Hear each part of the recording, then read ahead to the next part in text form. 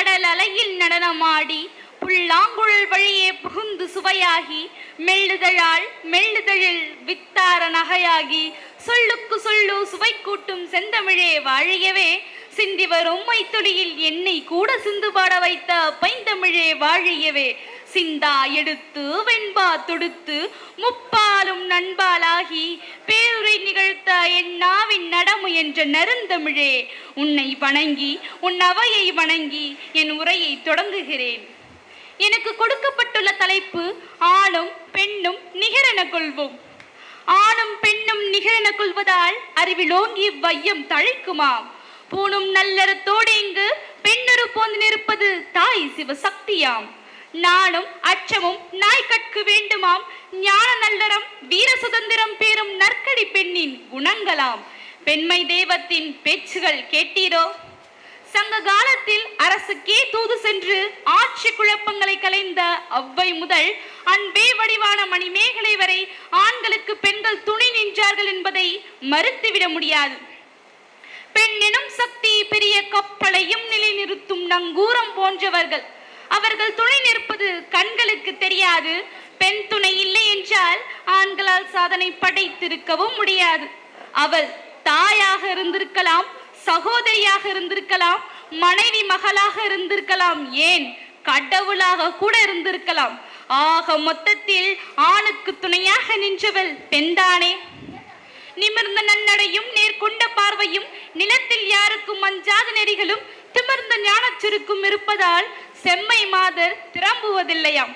விலகி வீட்டிலோர் பொந்தில் வளர்வதை வீர பெண்கள் விரைவில் ஒழிப்பராம். ஆம், பெண்கள் உடன்கட்டை என்னும் கொடூர சதியால் தீக்கிரையாக்கப்பட்ட இந்தியாவில் தான் நோயால் கூட பெண்கள் இறந்துவிடக் கூடாது என்று எண்ணம் கொண்டு உலக சுகாதார மையத்தின் தலைமை விஞ்ஞானியாக பொறுப்புடன் செயல்பட்டு வருகிறார் சௌமியா சுவாமிநாதன் அவர்கள். குழந்தை பெற்ற பெண்கள் விளையாட்டுத் துறையில் வெற்றி பெற முடியாது என்ற எண்ணத்தை அடியோடு முறியடித்தவர் 3 குழந்தைகளுக்கு தாயான குத்துச்சண்டை வீராங்கனை மேரி கோம் அவர்கள். பெண்களுக்கு ஆராய்ச்சி அறிவு இல்லை என்று அறிவியல் துறையில் ஒதுக்கிய காலத்தில் ஆணுக்கு பெண் சளைத்தவள் இல்லை என்று கூறி இயற்பியல் மற்றும் வேதியியல் துறையில் 2 நோபல் பரிசுகள் பெற்று நிரூபித்து காட்டியவர் மேரி கியூரி அவர்கள். சாத்திரங்கள் பல பல கற்பராம், சௌரியங்கள் பல பல செய்வராம், மூத்த பொய்மையாம் அழிப்பராம், மூட கட்டுக்கள் யாவும் தகர்ப்பராம், ஏத்திய ஆண் மக்கள் போற்றிட வாழ்வராம் இளைய நங்கையின் எண்ணங்கள் கேட்டீரோ? வானை எழப்போம், கடல் மீனை எழப்போம், சந்திர மண்டலத்தில் கண்டு தெளிவோம், காற்றில் ஏறி இவ்விண்ணையும் சாடுவோம் என்ற பாரதியின் வார்த்தைக்கிணங்க செவ்வாய் தோஷம் என்று கூறி வாழ்க்கையை இழந்தவர்கள் மத்தியில் செவ்வாய் கிரகத்திற்கே செயற்கைக்கோளை அனுப்பி வருகிறார்கள் ஆணுக்கிணையாக எம் பெண்கள். திரைத்துறையிலும் தம் திறமையால் தடம் பதிக்க தவறவில்லை எம் பெண்கள். அரசியல் ஆளுமையும் இராணுவ யுக்தியையும் கொண்டு இந்தியாவின் முதல் பெண் பிரதமராக உருவெடுத்தார் இந்திரா காந்தி அவர்கள்.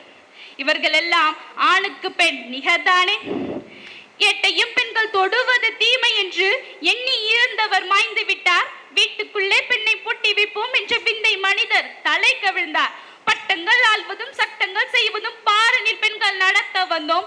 8 அறிவினில் ஆணுக்கிங்கே பெண் நிலை பிள்ளை காணென்று கும்மியடி என்ற பாரதியின் வார்த்தைகளை நிறைவேற்றியவர்கள் இந்தியாவின் முதல் பெண் மருத்துவராக முத்துலட்சுமி ரெட்டியும், இந்தியாவின் முதல் பெண் ஆசிரியராக சாவித்ரிபாய் பூலேவும், இந்தியாவின் உச்ச நீதிமன்ற முதல் பெண் நீதிபதியாக பாத்திமா பீவியும், முதல் பெண் குடியரசுத் தலைவராக பிரதீபா பாட்டீலும், முதல் பெண் IPS அதிகாரியாக கிரண் பேடியும். இவர்கள் மட்டுமா விளையாட்டுத் துறையில் ஆணுக்கு பெண் சளைத்தவள் இல்லை என்று கூறி வெற்றி பெற்றவர்கள்? ஓட்டப்பந்தயத்தில் PT உஷாவும், பேட்மிண்டனில் PV சிந்துவும், கிரிக்கெட்டில் மித்தாலி ராஜும், ஒலிம்பிக்கில் தங்கம் வென்ற முதல் பெண்ணாக கர்ணம் மெல்லேஸ்வரியும் இன்றும் வலம் வந்து கொண்டுதான் இருக்கிறார்கள். இதைவிட ஆணுக்கு பெண் நிகர் என்பதை சமீபத்தில் நடந்த ஒரு நிகழ்வு இதோ உங்கள் முன். ஓட்டப்பந்தயத்தில் 11 உலக சாதனை படைத்தவர் உசேன் போல்ட் அவர்கள். அவரது சாதனையை யாராலும் முறியடிக்க முடியாது என்று கூறிக்கொண்டிருந்த வேளையில் 33 வயதான ஆலிசன் ஃபெலிக்ஸ் என்ற சாதனை பெண்மணி அறுவை சிகிச்சை மூலம் குழந்தை பெற்றெடுத்த 10வது மாதத்திலேயே ஓட்ட பந்தயத்தில் உலக சாம்பியன்ஷிப் பட்டத்தை தன் கையில் ஏந்தி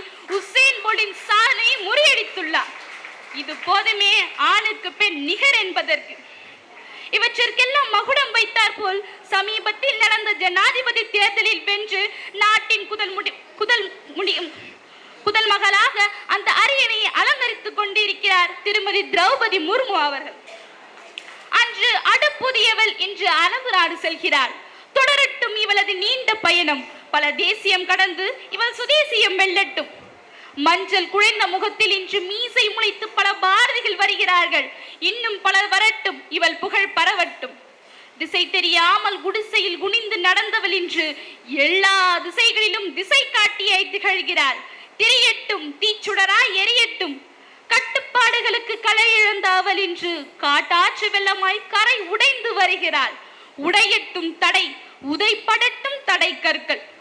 பாரதி கண்ட புதுமை பெண்ணாய் ஒவ்வொருவரும் ஓடி வாருங்கள். இனி பிறக்கும் ஒவ்வொரு சிசுவும், இனி தோன்றும் ஒவ்வொரு கருவும் நிச்சயம் பெண்ணாய் பிறப்பதில் பெருமை கொள்ளும். பெண்ணே, உன் புகழ் பாட நான் பெறும் கவிஞனும் அல்ல. என் சிறு கவியில் நீ மயங்க குறு பொருளும் அல்ல. ஆகையால் உன் அக்கினி சிறகுகளை விரித்து இன்னும் பல சாதனைகள் புரிந்து சரித்திரம் படைத்திட எழுந்து வா. ஆண் இல்லை என்றால் பெண் இல்லை என்பது உங்கள் கருத்து. ஆண் இல்லை என்றால் பெண் இல்லை என்பது உங்கள் கருத்து. பெண் இல்லை என்றால் உலகமே இல்லை என்பதுதான் உண்மையான கருத்து என்று கூறி விடைபெறுகிறேன். நன்றி, வணக்கம்.